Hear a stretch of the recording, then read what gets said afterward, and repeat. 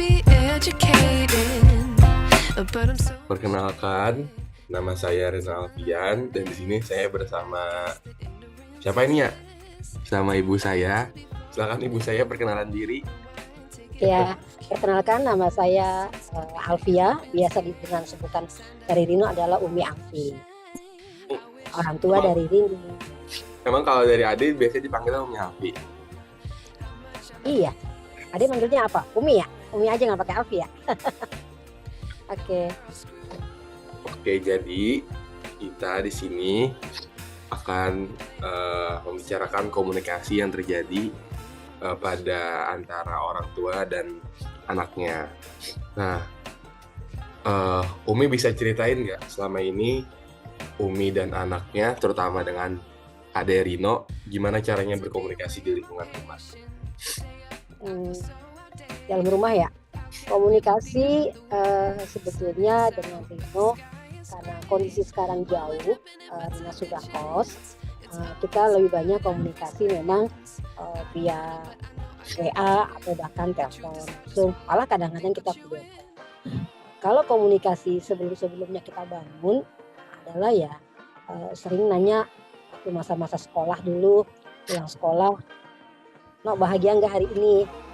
Terus hari ini apa yang Rino sukai di sekolah, itu zaman-zaman. Setelah berlangsung Rino di pondok, komunikasi kita lewat ya telepon, kemudian bahkan kami orang tua kita menyempatkan diri untuk hadir langsung ke pondok, jadi ngecek komunikasi dengan guru dan juga dengan Rino. Nah, pada saat sekarang di kampus, alhamdulillah karena Rino sudah memasuki tahap yang sudah mantep lah kalau bahasanya, komunikasi juga lancar, kita telepon-teleponan, bahkan juga kalau kangen sebagai orang tua bilang-bilangin langsung ke tempat kosan. Itu komunikasinya ya sampai sekarang alhamdulillah komunikasi lancar ya Dek. Nah kalau agenda di keluarga, karena memang semua keluarga itu kan jauh-jauh semua, kita bikin agenda yaitu bisa 2 pekan sekali kita ada komunikasi video call semua, jadi mengupdate semua kegiatan atau apa yang kegiatan atau yang diharapkan, misalnya dari anak pertama kakak apa update. Jadi kita satu keluarga tahu perkembangan masing-masing. Itu kan Dek. Masa formal banget kali. Oh nggak boleh formal, kita biasa formal banget. Oke lah kalau kayak gitu. Nah, terus kalau misalkan kayak liburan gitu, kalau misalkan anak-anak pada kumpul di rumah, itu gimana cara berkomunikasinya Bu Alfi? Komunikasi di rumah mah ya seru ya, kadang-kadang ibunya yang dibully ya. Karena anak-anaknya senang udah masa-masa semuanya Rino, kakak semuanya dia udah kayak bukan lagi anak tapi jadi sahabat, ya kadang-kadang begitu deh. Ini kan nggak formal ya. Nah, ya artinya memang bercanda-bercanda, kadang-kadang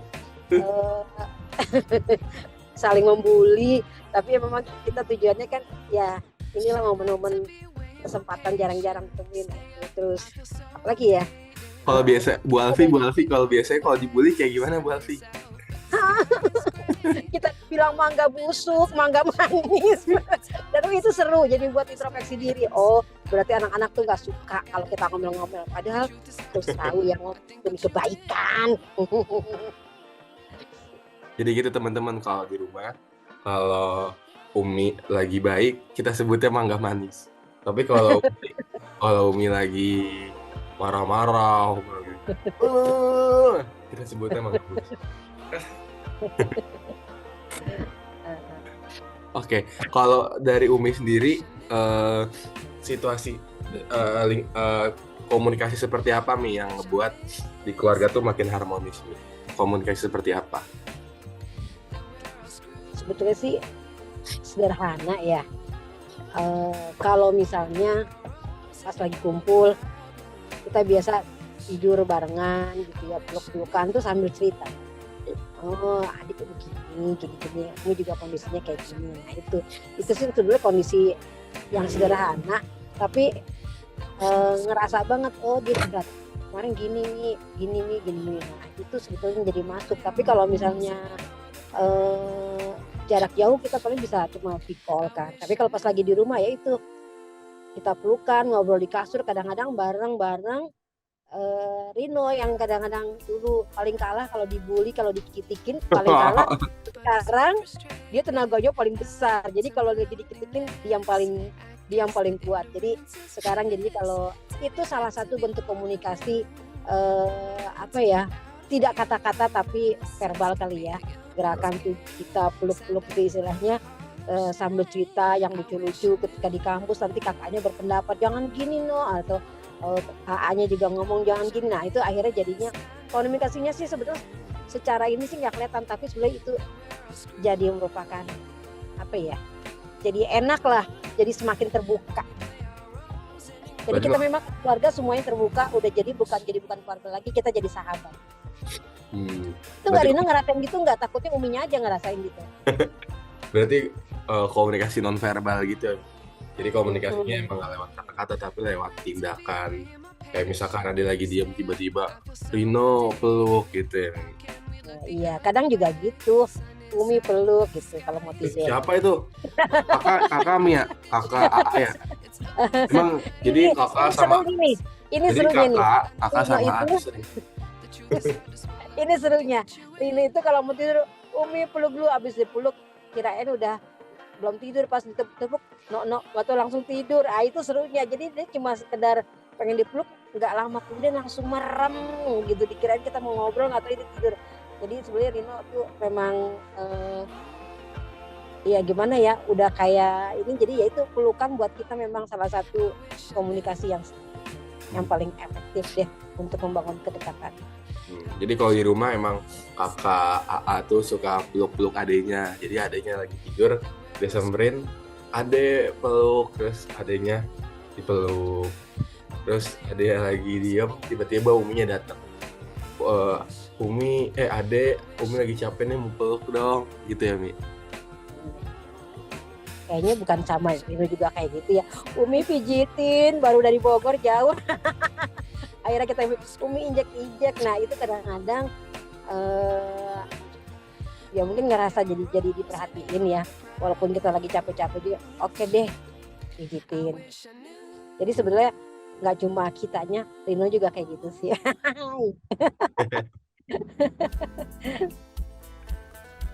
Tapi Mi, kalau di rumah itu Umi sendiri ngerasain apa yang Umi sukain sama anak-anak, sama Abi Andri yang ngebuat Umi makin senang berkomunikasi dengan mereka. Apa yang Umi daya tarik mereka supaya Umi tetap harmonis gitu dengan mereka? Apa sih yang membuat Umi tetap senang sama mereka? Yang tetap senang itu mereka kalau dibilangin dengerin, walaupun terlepas nanti mereka punya putusan sendiri gitu ya, tapi minimal sudah mendengarkan, udah dengerin itu jadi merasa orang tua tuh merasa dihargai, walaupun keputusan terakhirnya tapi gini nih punya pertimbangan lain. Akhirnya juga kita juga paham, oh iya ternyata yang saran kita itu mereka dengar tapi mereka juga punya pertimbangan. Itu yang paling disenangi. Terus yang kedua, gimana jaga yang paling disenengin lagi, mereka punya visi-visi pendapat yang sebetulnya semua anak ya, nggak hanya Rino. Dia punya pendapat yang sebenarnya Umi nggak tahu. Oh iya ternyata sekarang tuh kayak gini. Jadi Umi jadi lebih luas wawasannya dari mereka program mereka. Kayak gini nih sekarang, oh gitu. Jadi kita juga jadi orang tua yang bikin senang. Iya ya, jadi dapat update dan itu positif. Yang lebih menarik lagi, mereka punya teman-teman juga yang bisa membuat mereka berkembang. Rino misalnya punya teman-teman lain kampus, kemudian alumni Alkafi, kemudian ada masukan ternyata gini. Jadi akhirnya kita yang jadi orang tua jadi ngikutin update terbaru dan jadi bisa memahami pikiran-pikiran anak-anak. Gitu deh yang paling disenengin. Ya benar, kayak omongan Ali bin Abi Thalib juga ya, yang bilangnya kalau cara ngadidik anak, lihatlah apa yang mereka lihat bukan yang kita lihat. Jadi kayak cara ngedidiknya lewat cara yang relevan dengan zaman mereka, bukan cara yang dulu orang tua rasakan gitu. Mungkin kalau dulu kan budayanya budaya parenting VOC ya, parenting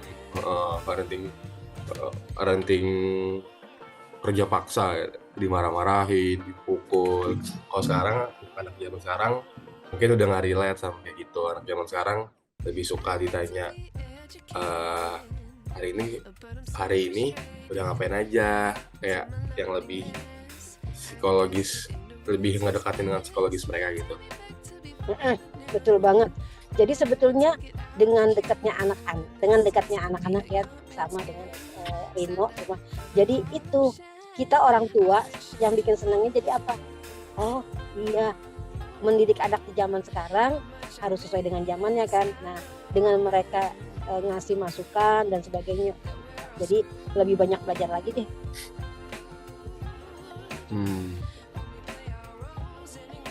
Oi. Bu Elvi.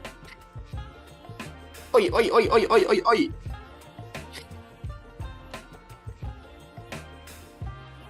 Bu Elvi. Iya, tadi kenapa itu mati gelap? Putus. Oke. Jawab dulu Mi. Bu Elvi. Uhuy.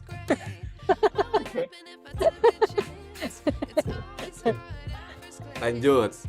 Nah, kan pasti ya namanya di lingkungan keluarga pasti kan kita pasti punya konflik kan. Pasti pernah kita miskomunikasi, kita pernah salah tangkap dengan pesan yang kita sampaikan, entah itu karena intonasi, karena salah kosakata yang akhirnya ngebuat kita makin dekat. Kira-kira kalau yang selama ini rasain, pernah nggak sih konflik? Apa sih konflik yang pernah terjadi di lingkungan keluarga, terutama dengan adik? Kalau ke Ade Rino, jujur aja ya, kadang Uminya yang merasa dia tuh masih kecil, kadang-kadang mendikte, nah, harus gini gitu. Jadi yang kadang-kadang komunikasi jadi kurang sehat tuh gitu. Kadang juga keduanya lagi, Umi kadang-kadang juga merasa nih dari pribadi sendiri suka Umi mutus pembicaraan Rino yang sebetulnya Rino belum tuntas, makanya jadi Rino sekarang jadi ngerasa dengerin dulu dong. Nah tapi dengan Rino ngomong Umi nggak boleh kayak gini, adik kan belum selesai gitu. Nah ini akhirnya jadi buat introspeksi, jadi akhirnya oh iya kemarin itu kejadian kita konflik karena Umi menyadari berarti Umi salah, boleh Umi perbaiki. Nah, terus kemudian konflik yang terjadi, jadi Umi merasa karena Umi sendiri yang pendidikan zaman dulu gitu ya, ternyata nggak bisa gitu. Tadi dibilang dulu kan kalau pendidikan sekarang anak-anak dulu kan harus nurut. Nah kondisi sekarang Rino bisa ngomong, Umi nggak boleh kayak gitu, dengerin. Nah itu akhirnya sebenarnya konfliknya itu sebetulnya karena Umi masih pakai pendidikan zaman dulu, terus lupa. Walaupun sebetulnya pengen terus berusaha untuk memperbaiki. Nah akhirnya terjadi itu. Nah terus yang disenangi itu jadi konflik itu nggak berlangsung lama karena keterbukaan Rino yang nggak suka dengan sikap Umi apa. Terus akhirnya Umi oh iya nggak pas nih gitu. Nah akhirnya dengan Umi menyadari dan Rino maksud Umi tuh gini, kalau Umi ngomong gini Rino dengerin aja dulu. Nah akhirnya sekarang jadi jarang terjadi konflik karena kita sama-sama terbuka maunya apa. Nah, kesalahan Umi juga menyadari dan Rino juga paham, berarti Rino juga nggak boleh terlalu frontal kalau misalnya nggak suka sama Umi. Nah itu kejadian konfliknya itu terjadi seperti itu. Dan sekarang karena Rino juga sudah mulai berkembang, bergaulnya juga lebih baik. Nah termasuk Umi juga memperbaiki diri. Alhamdulillah sekarang jadi kalau misalnya mau gini maunya anak apa nih, jadi Umi ngikutin. Jadi Rino mungkin juga berpikir Umi maunya di apa nih. Nah jadi sekarang jarang sekali terjadi konflik karena insya Allah karena keterbukaan itu. Nah, kadang-kadang juga pas lagi konflik Rino ngomong sama Abi, Rino kayak gini nih, terus Rino Abi ngasih masukan, iya soalnya kamu kayak gini, anak sekarang tuh gini. Nah jadi akhirnya pelan-pelan Umi memperbaiki diri gitu. Jadinya akhirnya sekarang Rino ngerasain nggak, jarang kan kita konflik karena saling keterbukaan itu kuncinya. Sama saling kasih duit nih biar nggak konflik. Kasih duit. Nah Rino apalagi ditransfer dia langsung udah mangga manis gitu. Oh, berarti cara penanggulanginnya kayak, tapi kalau Umi sendiri, kalau misalnya lagi konflik sama adik atau kakak sama AA, cara Umi menanggulanginya, Umi diem dulu atau Umi gimana? Kalau misalnya Umi lagi ngerasa marah buat konflik di rumah gitu. Ya sebenarnya Umi sama Abi lu udah perjanjian dari dulu lama. Dari mulai awal-awal nikah juga perjanjian. Kalau Umi lagi marah, Abi diam. Kalau Abi lagi marah, Umi diam. Jadi Umi nggak kepengen tuh di rumah ada yang saut-sautan. Nah, termasuk ke anak. Jadi ketika Umi lagi marah, ya harapannya anak diam supaya tidak ada yang kejadian kan orang teriak-teriakan dari itu. Kayaknya menurut Umi itu pantang. Jadi kalau misalnya lagi marah, ya udah, walaupun benar diam aja dulu. Termasuk kalau Rino lagi marah gitu, lagi kesel ngomong, Umi dengerin. Karena Umi nggak mau ada yang namanya apa tuh saut-sautan kayak gitulah. Nah itu pokoknya intinya gitu, kalau lagi marah kita menarik diri dulu. Umi narik diri, diam aja dulu sebentar. Nanti setelah itu Umi ngobrol sama Abi, ngobrol sama kakak, kadang-kadang sama AA juga ngobrol ini. Kalau lagi masalah AA berarti ngobrolnya sama Rino sama kakak. Kalau lagi masalah Rino ngobrolnya sama kakak sama adik. Ya, pokoknya begitu. Jadi biar tahu maunya anak itu apa dari pihak anak. Terus ngobrol juga sama Abi gitu pokoknya. Jadi caranya selain ngobrol sama Abi, juga ngobrol sama anak yang lain supaya kayak ngeliat bisa dari POV seorang anak tuh gimana. Nah gitu, maka lebih banyak kadang-kadang dari anak. Jadi perasaan anak tahu dari kakak-kakaknya, karena kan zaman sekarang kayak gitu. Jadi Umi kadang, ini Rino kayak gini nih, terus kakaknya ngomong kayaknya gini Demi. Jadi Umi jadi lebih paham, oh maunya anak-anak zaman sekarang gini. Jadi Umi memahami ini kayak gitu deh pokoknya. Intinya Umi komunikasi sama anak-anak supaya tahu perasaan anak-anak tuh maunya apa. Begitu. Oke. Oke. Baiklah. Terima kasih Ibu Alfia. Mangga Manis lagi di Mangga Manis. Yang mau diwawancara pagi kali. Jadi jangan lupa. Apa? Jangan lupa, biasa kita kalau komunikasi ini nomor rekening nanti kita sebutin ya, kita kirim. Buat apa emang Bu Alfi? Wah, jadi pembicara jadi kayak gini nggak ada yang nggak ada yang kosong rekening lah. Gunung Haji mata duitan emang. Kan duitnya buat anaknya juga, balik lagi. Oke, terima kasih Bu Alfi telah mau diwawancara dan ngobrol-ngobrol pagi ini. Terakhir Bu Alfi ada closing statement, kan kayak pembicara gitu. Bu Alfi ada closing statement mungkin tentang komunikasi bersama adik. Komunikasi sebetulnya buat ibu-ibu atau orang tua masa kini, untuk menjadi komunikasi yang sehat, yang pertama adalah libatkan Allah sebagai petunjuk.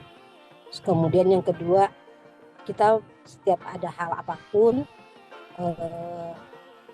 bayangkan apa yang ada di pikiran anak, bukan bayangkan maunya kita. Jadi bayangkan anak itu pikirannya apa, bukan maunya kita. Karena kalau maunya kita pasti kita merasa benar, tapi kalau bayangkan pikiran anak, kita akan jadi tahu perasaan anak dan kita bisa memahami. Itu intinya. Jalan-jalan ke Kota Bekasi. Sekian dan terima kasih. Oke, terima kasih Bu Alfi. Selamat. Aduh, gatel itu. Selamat menjalani harinya seperti semula. Kita tutup. Wassalamualaikum warahmatullahi wabarakatuh. Waalaikumsalam.